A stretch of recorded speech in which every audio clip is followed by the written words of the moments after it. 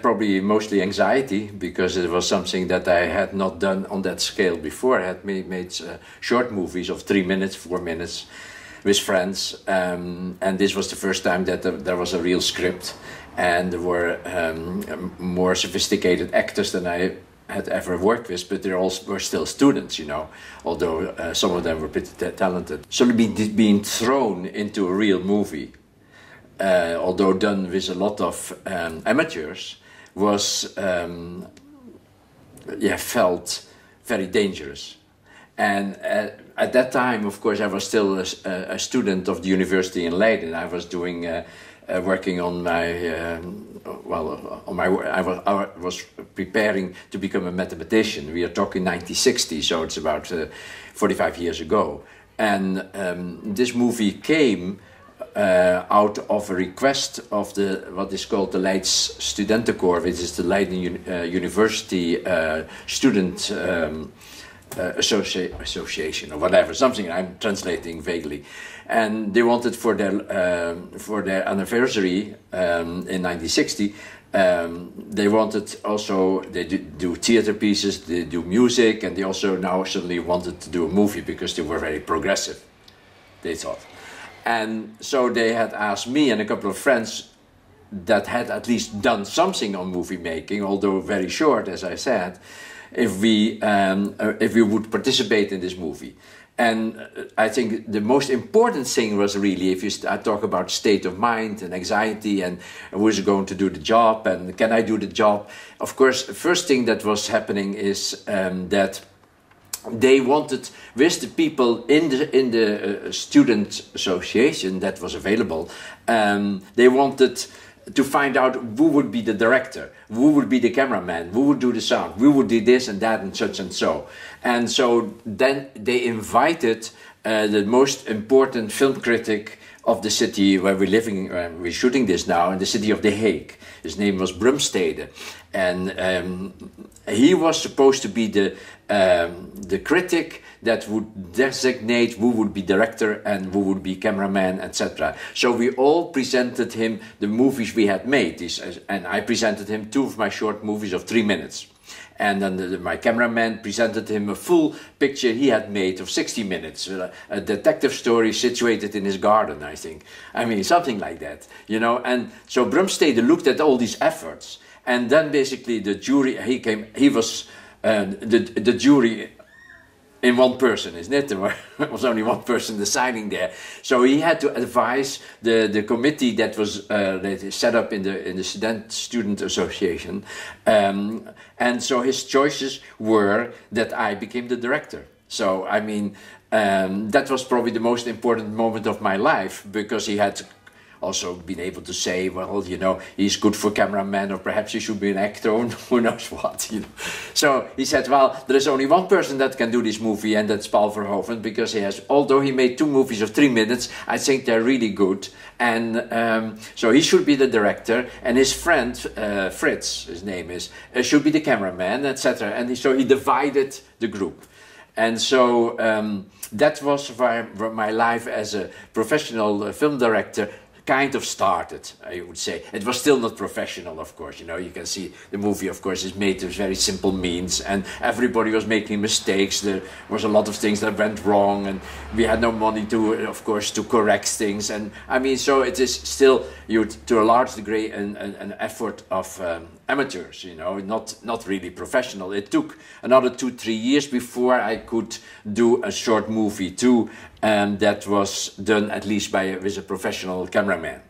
So that's how it started. And then we had basically a script that was also selected by the same film critic, by a person that became a friend of mine, Jan van Maastricht. He is also, you can read him on the titles. He committed suicide in 1960. 3 or 4, something like 64, in fact. So, and this was the first time we worked together. We did 2 other short movies after that. Then basically he had so many problems, emotional problems, he committed suicide, which for a long time made it impossible for me even to think about movies, you know, because it was such a blow to existential blow, really, that that person who had become my best friend suddenly early morning was dead, you know. So so he wrote that script, which is a little bit strange and a little bit surrealistic. And if you look at of course, there is heavy influence there. Not so much by the Nouvelle Vague, mostly by Alain Resnais. I mean, if there's anything that was basically, let's say, at the creative basis of the movie, it was Hiroshima Mon Amour. And of course, you have the long monologues in the movie, which were all copied from Hiroshima Mon Amour that I had seen probably a year before in Paris when it came out at the same time of Abu de Souffle and Quatre Cents Coups. And so you can see that. Still, there is also elements basically of Bergman there. Ingmar Bergman, the Swedish director, with the little things that have this little mirror that's in the movie and stuff. That's very Bergmanian, I would say. That is really not Alain Resnais at all. And so I think the film vacillates between Alain Resnais and Ingmar Bergman. And then, of course, I'm sure there's a little bit Hitchcock there, and these were all my favorite directors at that time. These were the people that I had really studied as much as you can. Of course, there was no video, so you had to, if you want to see a movie like Hiroshima, then I had to go to the cinema for 10, 12 times. You know, I saw that at least 10, 15 times. I think Hiroshima Mon Amour, and the same with the what is it called? The Seventh Seal. You know, the Bergman movie. So there is, but there is also influence of that other Bergman movie, more so perhaps, which is Sourire d'une nuit d'été. Yeah, I don't know how you say it in English. Smile of a Summer Night, probably. And so so that's the basis. That's how it started, and you can certainly see all these influences, and you can even see how I switched from style from one to the other, not probably being too aware of a consistent style at that time.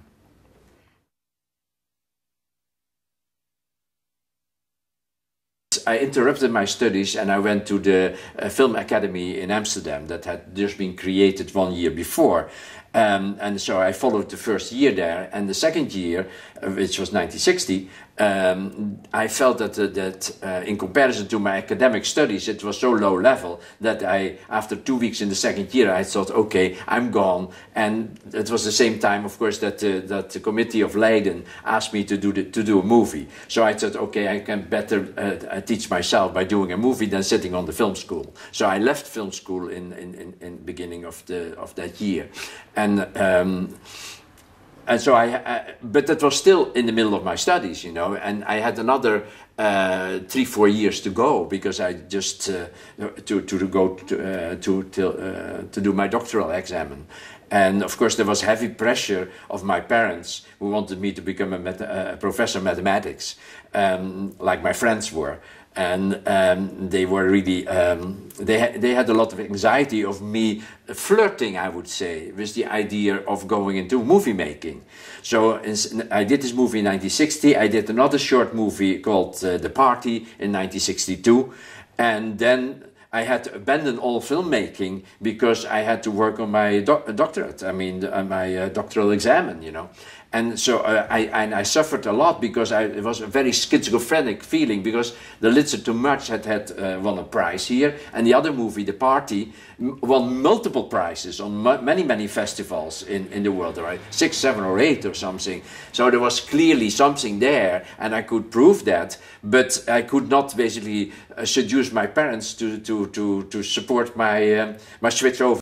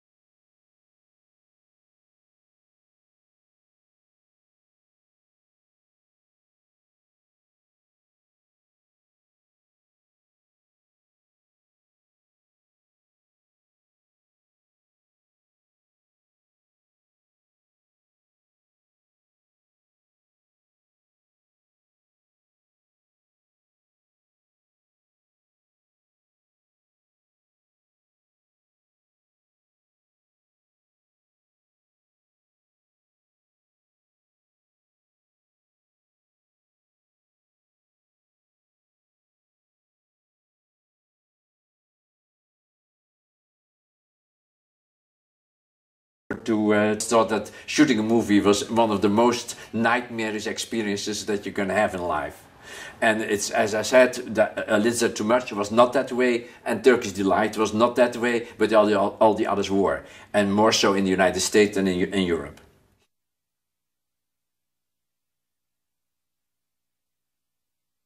Well, it's difficult to. I mean, as I said, the movie is heavily influenced, of course, by Bergman and Alain Resnais.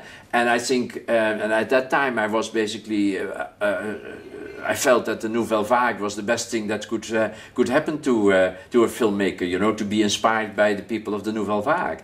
So I think after that, I think I abandoned these styles, both.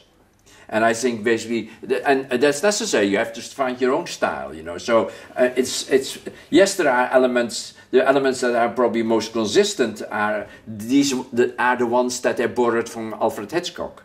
The tension or something like that, or sometimes the when people appear in a certain way with the heavy let's say difference in black and white in the let's say the setup of the shot.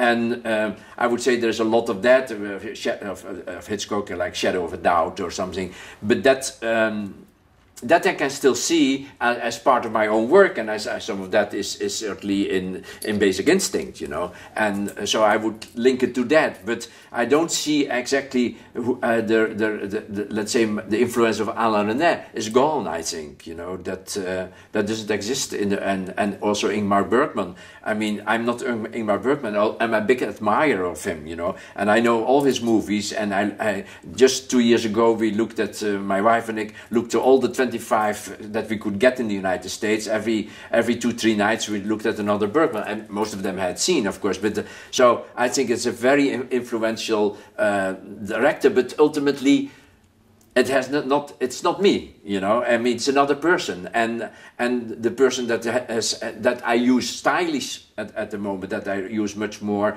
at the moment, would still be Hitchcock, as you can see in Hollow Man, and Basic Instinct very strongly. Of course, Basic Instinct has a extreme close parallel with Vertigo of Hitchcock, clearly, isn't it? And then there is with the camera moves, like in Showgirl. There is a strong influence of Fellini. I mean, in a different way, but the camera moves and how everything rotates around each other. So there are other people basically that became my influences, I would say.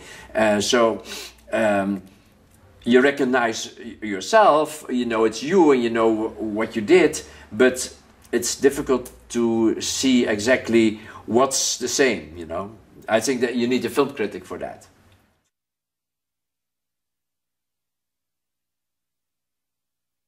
The music of A Lizard Too Much was made by another student who had some name because he, like me, he was next to his studies. He became a doctor, you know. But next to his studies, he was also in a little jazz quartet or whatever. And one of the producers of the movie, Leonard Schutte, knew him from Amsterdam. He was an Amsterdam student.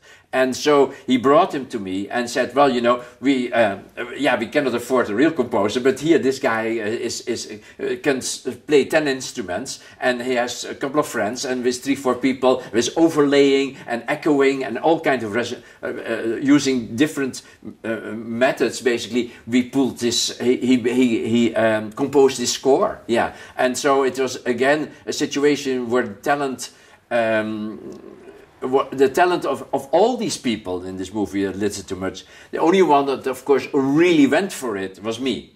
Because the cameraman, basically, who had done a lot of amateur movies, became a historian. And the guy who did light and requisition and that stuff, they all became basically geology or whatever, and they all worked in their own fields. I was the only one, in fact, that in 64, but in reality 66, after military service, decided to change jobs. You know that long before that, in 1954, after I had done my high school studies, my father, who was a Francophile, really loved France, sent me a year to a French city in the northern part of France, Saint-Quentin, because he wanted me to learn French. And there I met a teacher, Mr. Collet, and he was the leader of the film club.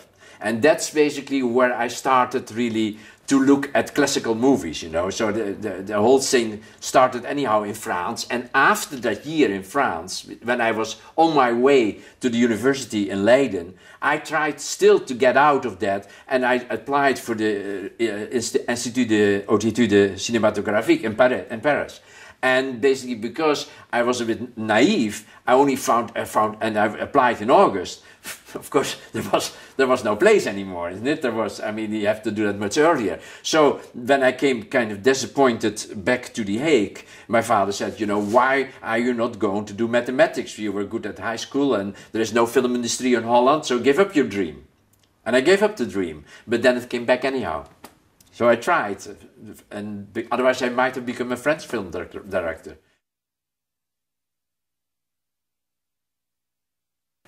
Keep trying, you know. I mean, you need a lot of let's say, endurance through the process of setting up a movie. I just myself, you know, after Hollow Man, that I didn't like so much, I felt that I was on the wrong way, you know, that I was not doing a movie anymore that I liked very much. I did it because the studio wanted me to do it and everybody seemed to be handy to do it, but it was not something that I really liked too much. And so I decided after Hollow Man to find myself something different, and to abandon all studio filmmaking, because I think American movies at the moment are extremely boring, and basically perhaps by 9/11 and a lot of other reasons, but 9/11 is certainly playing a part, that everything should be shallow, you know, and superficial, and should not existentially be threatening, and this and that. That's all out of the American movies at the moment. And so I want to get out of that, and it took me nearly 3 years of trying with 4 different movies to finally be able to start Black Book, you know. And it's really the movie that I'm going to shoot in August. But that the endurance and basically the belief that there is something there for you and that something can be made again, you know, that is you have to trust that. But there is so much negativity, and it's so difficult to do your own projects. You know, it's easier when the producer wants to do it anyhow, or the studio, you know, then you can just fit in. But if you say, I want to do my thing, that's very difficult. But ultimately, I think you always find people, ultimately, but it could take a couple of years. So I think endurance and patience and keeping the belief is probably the best advice that I can give anybody, you know, and starting. And don't worry to start with things that seem to be superficial. Like, I mean, me doing this television series in 68, called Flores. I wanted to do Alexander the Great at that time, you know. That's what I had in mind. I say, well, I want to do Alexander the Great, or Hannibal, or something like that. And instead of that, what I could do after 2 years of trying and failure, I was going to do a series for children, medieval series for children, you know, and ultimately it became for family too. But the idea was it's for children, but I mean, so it looked like 10 steps backwards, you know, versus even a little too much, or the other one, let's have a party, you know. That seemed to have more artistic value than this television series. But if you throw yourself into the movie, which I did, you know, say, okay, well then it's for children, but I'll give it still my own touch, and then it becomes something, you know. If you just really project yourself in whatever it is, be it a commercial, or be it a short story, or something silly, or let's say mediocre television. I think if you just say, but I'll make it mine, you know, it will be my movie, and I will still pull everything, and style-wise, and choosing your actors. I mean, I found Rutger Hauer there, that in Flores, you know, that was the first time I worked with him. And Rutger Hauer has been, let's say, extremely important to me for my Dutch career, you know, in Turkish Delight and Soldier of Orange, notably.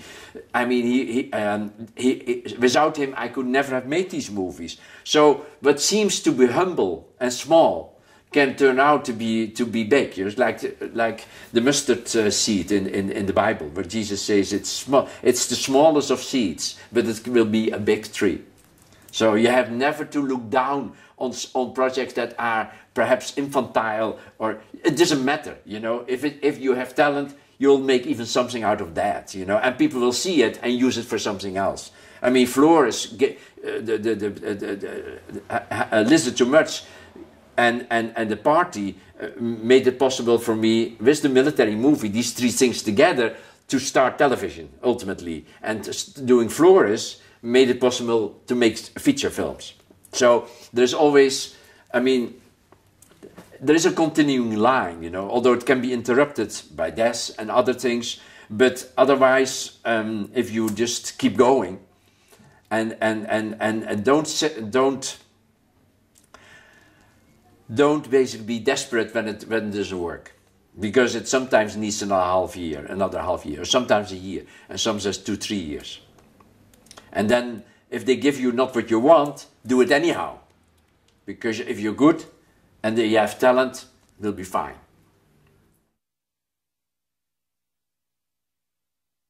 It's both, really. It's camera and actors, and especially camera with actors. You know, that the combination, how the actors move the camera around. It looks, of course, like the camera is following the actors, but often the actors are sent out by me, so that the camera moves from one side to the other. You know, so basically it's very choreographed. It's a lot of staging that started not with Fellini effects. You can see that already in Orson Welles in A Touch of Evil, and before that in Genre Noir.